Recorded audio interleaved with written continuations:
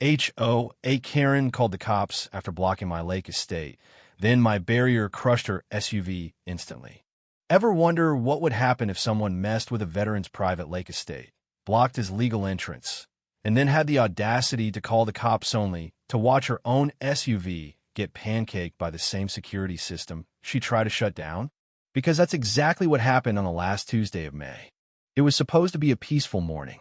I had just returned from my annual wilderness retreat, beard a little overgrown, backpack still dusty, and all I wanted was to enjoy a hot shower and check on my loons nesting by the West Dock. But before I could even reach the main house, I saw an oversized Cadillac SUV parked right at the automated security gate, engine running, tailpipes smoking. It was blocking the only paved road that led up from the county line. And there she was, arms crossed, lips pursed, glaring like the queen of some HOA I never joined. I knew that face. Everyone in Ridgewood did. Karen Duckworth, self-proclaimed HOA president of the Lakeview Preservation Alliance, which despite the impressive name was nothing more than a bunch of nosy retirees with too much time and too little jurisdiction. She was standing there like she owned the lake. I parked my Jeep on the grass to the side, walked up to the gate, and calmly asked, "You lost, ma'am?" She didn't blink. She just jabbed a finger toward the security panel on my side. This gate violates community visibility ordinances. I've already reported it to the HOA and county code enforcement, and I'm placing a civil hold on your use of this road until it's brought up to standards. A civil hold. I damn near laughed out loud. That was not a thing. At least, not in this county. Not on my deeded, federally recorded road. I own this land. All of it. Including the road, I said, pulling out my wallet and showing her the laminated copy of the survey map I kept tucked behind my ID. She rolled her eyes so hard I thought she'd pass out. Fake documents don't intimidate me. Then she pulled out her phone and dialed 911. "I'm at 232 Ridge Hollow Trail," she said, voice syrupy sweet. "There's a suspicious male threatening me near the HOA boundary." Suspicious male. That's what she said. You know what makes it worse? I was wearing my Veterans for Conservation shirt, the one with my own name on the sleeve. She didn't care.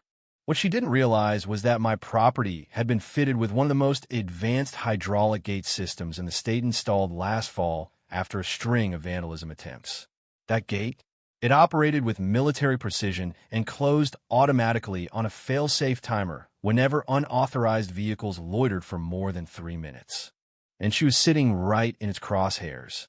I gave her one last warning. "You might want to back up, Karen." Her laugh was sharp and nasal. "This entire gate's coming down once the county sees what you've done. You can't just wall off nature." I didn't even respond. I stepped back, flipped the manual override key on my remote, and waited. 2 minutes later, the system beeped. Karen was still yapping into her phone, claiming I was waving a weapon, which I wasn't. I was holding a water bottle. Then, with a loud mechanical clunk, the safety arms detached, and the gate began to move. Karen didn't even notice at first. Her SUV idled, windows cracked, music playing faintly inside. Then came the screech. Steel hit metal. The gate's even feet of reinforced, downward-angled iron slammed into the hood of her Cadillac like a giant fist from the sky. The front bumper crumpled. The alarm went off. Karen screamed. I stood there, still sipping my water. By the time the sheriff pulled up 5 minutes later, Karen was outside the SUV sobbing half from shock, half from rage, screaming about retaliation and mechanized murder attempts. The deputy took one look at the wreck, then at the giant posted signs. "Private road, do not block, surveillance in use." "Ma'am," he said, "you trespassed on private land. The owner didn't touch you. But that barrier? It's programmed for security. It did exactly what it was designed to do."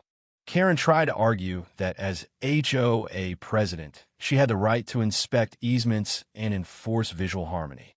The deputy cut her off. "There is no HOA out here, ma'am. And according to county registry," he pointed at me, "this man owns everything from the lake to the bridge." But here's where it gets better. That wasn't her SUV. Turns out, she had borrowed the car from her sister, who happened to be visiting from out of state. The insurance? L'upset. No registration in the glove box. And to top it off, get this, Karen had been using the vehicle all week to drive out here and illegally find people on properties that weren't even under HOA control. I gave the deputy the footage from my gate cam, which caught Karen stopping at my neighbor's dock 2 days earlier, harassing him about overgrown reeds and threatening to report his boat lift. That's when the deputy's eyes lit up. I think I'm going to need to call this in. He did more than that. He called code enforcement, 2 county officers, and shock of all shocks, Karen ended up being cited for false reporting, trespassing, attempted fraud, and obstruction of a public officer. And just when I thought the day couldn't get any better, my neighbor Luke pulled up, windows down, with his dog in the passenger seat. "Is it true?" he asked. "Did the gate finally get her?" I nodded. "Damn," he said. "She's been riding around with that clipboard for months, like she's Moses with commandments. You just parted the Red Sea with steel." Karen was still whining when the tow truck came to scrape what was left of the Cadillac off my gravel. She refused to look at me. Her cheeks were red, her voice cracked, and for the first time in forever, she had no one around to clap or cheer for her. Because the HOA she claimed to run didn't exist, not legally. And the county finally sent out a bulletin the next day declaring her self-proclaimed authority null and void. Karen didn't disappear quietly. After the crash, after the citations, after her borrowed SUV got towed away in front of half the damn valley, she tried one last play. 3 days later, I got a certified letter. Not from a lawyer, from her. Handwritten, 8 pages long. She accused me of intentional trauma, weaponized landscape architecture, and my personal favorite, environmental warfare via emotionally abusive topography. I scanned it, then scanned it again. This woman had truly lost it. But here's where the real twist came. Turns out, Karen had been using the fake HOA she invented not just to harass residents, but to collect dues, monthly payments, from over 20 lakeside homeowners, promising enhanced security, native species restoration, and even community insurance coverage. But the kicker? That insurance plan she'd been pushing, it didn't exist. And when one of the families who'd paid her for a year had their dock vandalized and tried to file a claim, guess what? Karen ghosted them, denied everything, blocked them on email, then claimed they'd been removed from the HOA registry due to non-compliance. That's when people got mad, really mad. They dug into her trail, found old emails, phony letterhead, a Lakeview HOA website built on a free template filled with stock photos of smiling families that looked suspiciously like the cast of a toothpaste commercial. And right there on the bottom of her site, clear as day, was her full name, listed as founder, treasurer, and legal oversight coordinator. We printed everything, every fake notice, every violation letter she had mailed. I compiled my gate cam footage, my survey, the 911 call log, even a slow-motion clip of the gate crushing her SUV, with a timestamp overlay and clean audio of her saying, "They'll never stop me." I gave it all to county investigations. And Luke, bless, that man had a friend at the local news station. The segment aired on a Wednesday evening under the headline, "Fake HOA Real Consequences. Ridgewood Woman Faces Felony Fraud Probe." They even aired the gate clip. Karen was interviewed outside her home the next morning, still wearing the same robe she'd worn when I first met her 2 years ago. Hair in rollers, face contorted in bitterness. She screamed into the mic about deep state retaliation and being targeted for caring about beauty and order. But no one bought it. The very next week, the sheriff's department formally pressed charges: wire fraud, mail fraud, false HOA operation, impersonation of public authority, and you guessed it, felony grand theft.